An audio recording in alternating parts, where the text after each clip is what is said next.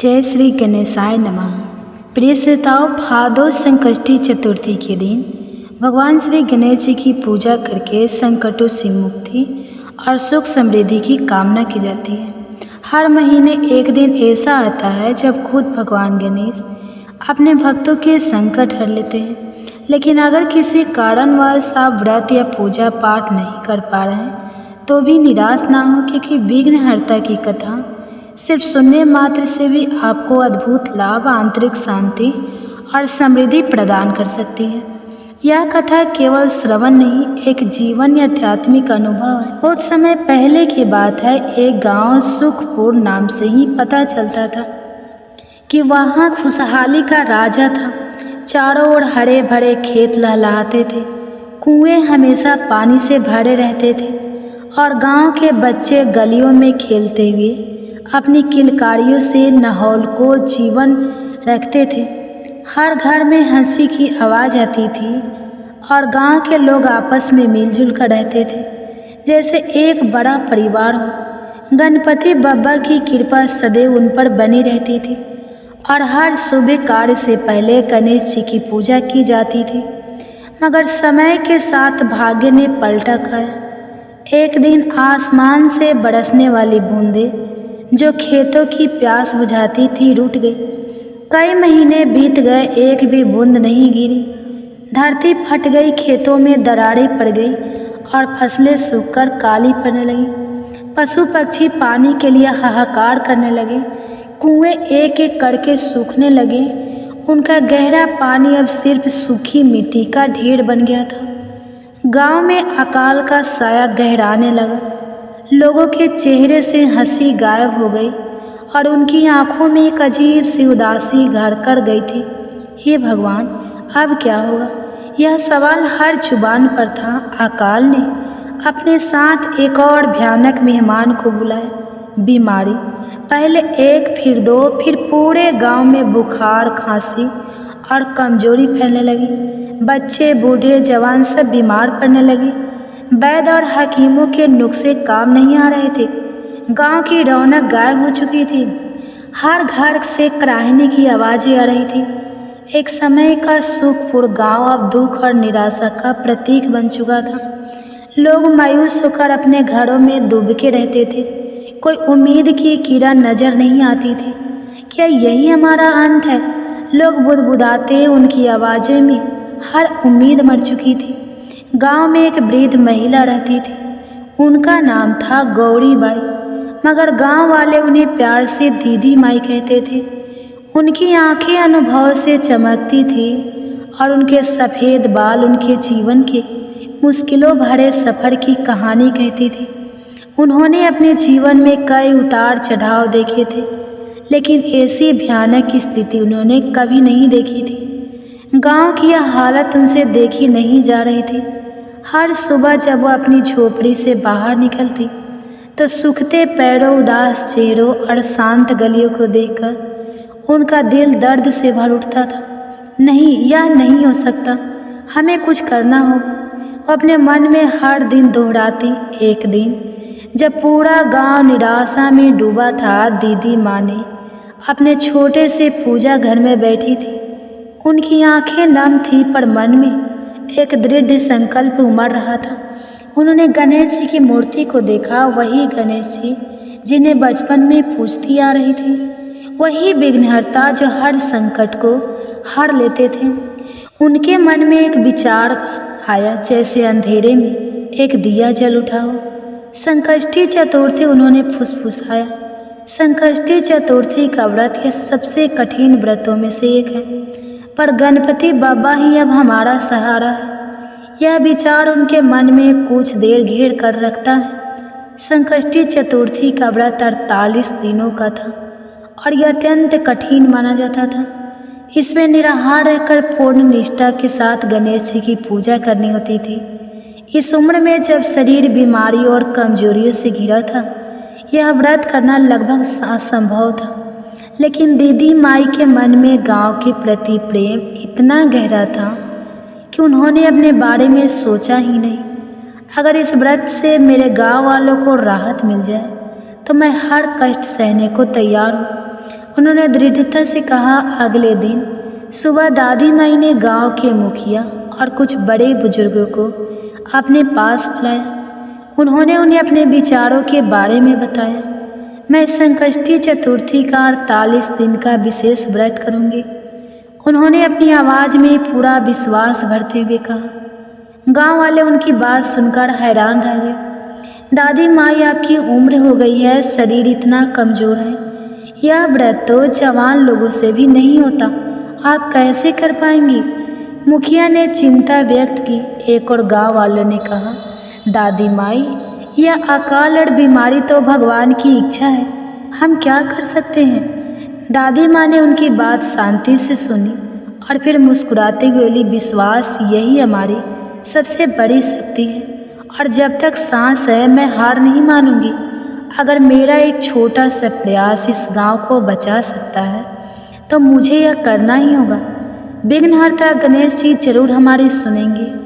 उनकी आंखों में एक ऐसी चमक थी जो गांव वालों को भी थोड़ी बहुत उम्मीद दे गई। कुछ लोग अभी भी संयम में थे, पर दादी माई की दृढ़ता ने उन्हें चुप कर दिया। ठीक है दादी माई, मुखिया ने अतः कहा, हम आपके साथ हैं, जितनी मदद हो सकेगी हम करेंगे। और इस तरह भीषण अकाल और बीमारी के बीच दादी माई ने संकष्टी चतुर्थी का 48 दिन का विशेष व्रत शुरू किया। यह कोई साधारण व्रत नहीं था। पहले दिन उन्होंने सुबह ही उठकर सूखे कुएं से मुश्किल से थोड़ा पानी निकाला, स्नान किया और गणेश जी की प्रतिमा के सामने बैठ गई। गांव के कुछ लोग उन्हें देखने आए थे। उनकी आंखों में कौतूहल और थोड़ी सी उम्मीद थी। दादी माई ने अपनी आंखें बंद की और पूरी श्रद्धा से ओम नमो गण गणपते नमः का जाप शुरू कर दिया। पहले कुछ दिन बहुत मुश्किल थे। गांव में पानी की इतनी कमी थी कि पानी के लोग भी मुश्किल से मिलता था। व्रत के लिए तो और भी कठिन था। दादी माँ जो सिर्फ जल और फल पर रहती थी, अब बिना जल के ही व्रत कर रही थी। उनके ओठ सूख जाते, गला तरस जाता, पर उनके मन में सिर्फ एक ही विचार था, गांव गांव और गांव का कल्याण। हे बप्पा शक्ति देन, वह मन ही मन प्रार्थना करती। दिन ढलते ही उनकी देह शिथिल पड़ने लगती, पर उनका संकल्प दृढ़ रहता। गांव वाले दूर से ही उन्हें देखते, कुछ कहते, देखो दादी माई कितनी हिम्मत वाली है, कुछ फुसफुसाते, पर क्या इससे कुछ होगा भी? जैसे जैसे दिन बीतते गए व्रत और कठिन होता गया। गांव में बीमारी और अकाल का प्रकोप बढ़ता ही जा रहा था। हर दिन कोई ना कोई नया बीमार पड़ता या किसी के घर से दुखद खबर आती। इस माहौल में दादी माई का व्रत करना और भी चुनौतीपूर्ण हो गया। कभी कभी उनकी देह इतनी थक जाती कि उन्हें लगता अब और कोई नहीं। उनके पेट में दर्द उठता, सिर चकराता और भूख प्यास से उनका बुरा हाल हो जाता। एक बार तो वह बेहोश होते होते बची, मगर तुरंत खुद को संभाला। नहीं गौरी, ऐसे हार नहीं मानते। यह तेरा अकेला का व्रत नहीं है, यह पूरे गांव के लिए है। उन्होंने खुद को फटकारा। उनकी रग रग में बस एक ही प्रार्थना थी, हे मेरे प्यारे गणपति बाबा, मेरी झोली नहीं मेरे गांव की झोली भर दो। मुझे कष्ट दो पर मेरे गांव को बचा लो। बीच के दिनों में गांव में कुछ लोग कहने लगे, यह सब बस अंधविश्वास है। दादी माई बेवजह अपनी जान जोखिम में डाल रही है। जब भगवान ने ही रूठना था तो यह व्रत वृत क्या काम आएंगे? इन बातों से दादी माई का मन थोड़ा विचलित होता, पर अपनी आंखें मूंद लेती और गणेश जी की मूर्ति को ध्यान से देखती। उन्हें गणेश जी की आंखों में करुणा और शक्ति नजर आती थी। अगर किसी को विश्वास ही ना हो तो मैं क्या कर सकता हूँ? मेरा काम है विश्वास बनाए रखना और मैं वही करूँगी। वह खुद को समझाती, फिर भी लोग थे जो दादी माई के लिए भोजन और जल का प्रबंध करते थे। हालांकि वह कुछ लेती नहीं थी, बस देख लेती थी। छोटे बच्चे जो उनके पास आकर बैठ जाते और शांत भाव से उन्हें देखते। शायद वे भी दादी माई की तपस्या को महसूस कर रहे थे। एक दिन एक छोटा बच्चा रोते हुए दादी माई के पास आया और बोला, दादी माई मुझे प्यास लगी है, बहुत प्यास। दादी माई का दिल पिघल गया, उनकी आंखों में आंसू आ गए। उन्होंने बच्चे के माथे पर हाथ फेरा और कहा, बेटा थोड़ा इंतज़ार कर, बप्पा सब ठीक कर देंगे। जल्दी ही बारिश होगी और हम सब कुएं भर जाएंगे, फिर तू जितना चाहे पानी पी लेना। उनके शब्दों में ऐसा जादू था कि बच्चा चुप हो गया। जैसे जैसे 48 दिन पूरे होने के करीब आ रहे थे, दादी माई की शारीरिक शक्ति लगभग ख़त्म सी हो गई थी। उनकी त्वचा सूख चुकी थी, उनकी आंखें भीतर धंस गई थी और उनके कदम डगमगाते थे, मगर उनके चेहरे पर एक अलौकिक तेज था। उनके होठों पर लगातार गणेश जी का नाम रहता था और उनकी आंखें एक लक्ष्य पर टिकी थी, गांव का कल्याण। अब गांव वाले भी उनकी तपस्या को देख चकित थे। जो लोग पहले उनका मजाक उड़ाते थे, अब वे उनकी हिम्मत की तांत देते थे। गांव में एक अजीब सी खामोशी छा गई थी, एक खामोशी जिसमें एक अजीब सी उम्मीद पनप रही थी। हर कोई चुपचाप दादी माई के अंतिम दिनों के व्रत को देख रहा था। व्रत का 47वां दिन था। सूरज आग उगल रहा था, हवा में धूल उड़ रही थी। गांव में किसी भी कुएं में पानी का एक बूंद भी नहीं बचा था। बीमारी ने कई घरों के चिराग बुझा दिए थे। माहौल इतना मायूस था कि लगता था कि अब कोई उम्मीद नहीं बची। दादी माई की झोपड़ी के बाहर कुछ लोग जमा थे। वे दादी माई को देख रहे थे, जो लगभग अचेत अवस्था में थी, पर उनके होठों पर अभी भी जाप चल रहा था। एक वृद्ध महिला ने कहा, आज ही आखिरी दिन है, अगर आज भी कुछ नहीं हुआ तो हम सब खत्म हो जाएंगे। उनकी आवाज़ में दुख और निराश भरी थी। और फिर आया वह ऐतिहासिक दिन, व्रत का आखिर 7वां और अंतिम दिन। सुबह का वक्त था, सूरज अभी पूरी तरह निकला भी नहीं था, पर उसकी तपन महसूस हो रही थी। दादी माँ किसी तरह उठकर बैठी, उनका शरीर दर्द से कांप रहा था। उन्हें लगा शायद आज वह अपना व्रत पूरा नहीं कर पाएंगी। उनकी आंखें डबडबा गई, पर उन्होंने हिम्मत नहीं हारी। उन्होंने अपनी आखिरी ऊर्जा बटोरकर गणेश जी का ध्यान किया। हे विघ्नहर्ता, मेरा व्रत आज पूरा हो रहा है, अब तो कृपा करो, मेरे गांव को बचा लो। उन्होंने मन ही मन प्रार्थना की। उनकी आवाज़ें नहीं निकल रही थी, पर उनकी हर सांस में गणेश जी का नाम था। गांव के लोग अपने अपने घरों से बाहर निकल आए थे। सबकी निगाहें आसमान पर थी। सब दादी माई को देख रहे थे। सबकी उम्मीदें एक पतली डोरी से बंद थी। सूरज धीरे धीरे ऊपर चढ़ रहा था और उसकी किरणें सूखी धरती पर आग बरसा रही थी। तभी अचानक एक हल्की सी हवा चली। यह हवा इतनी ठंडी थी कि लोगों को लगा जैसे यह कोई भ्रम हो। फिर दूसरी, फिर तीसरी हवा तेज होने लगी। आसमान में दूर कहीं एक छोटे से काले बादल का टुकड़ा दिखाई दिया। लोगों की आंखें फटी की फटी रह गई। अरे बादल, किसी ने फुसफुसाया, और छोटा सा बादल धीरे धीरे बड़ा होता गया और देखते ही देखते पूरा आसमान काले घने बादलों से घिर गया। यह क्या हो रहा है? लोग एक दूसरे को देख रहे थे। उनकी आंखों में अविश्वास था। तभी एक तेज हवा का झोंका आया और उसके साथ ही टप टप टप बारिश की पहली बूंदें धरती पर गिरी। बारिश पूरे गांव में एक साथ ही आवाज़ गूंजने लगी। लोग अपने घरों से निकलकर बाहर भागे। उनकी आंखों में चमक थी जो बरसों से बुझी हुई थी। पहले धीमी, फिर तेज, फिर मूसलाधार बारिश होने लगी। आसमान से पानी की धाराएं ऐसे बरस रही थी जैसे वरुण देव ने अपने सारे कपाट खोल दिए हो। धरती जो प्यासी थी, प्यासे शिशु की तरह पानी पीने लगी। धूल जो हवा में उड़ती थी अब मिट्टी में बदल गई, जिसकी पौधे सौदे खुशबू पूरे गांव में फैल गई। हर तरफ पानी ही पानी था। देखते ही देखते गांव के सूखे कुएं जो बरसों से खाली पड़े थे, पानी से लबालब भर गए।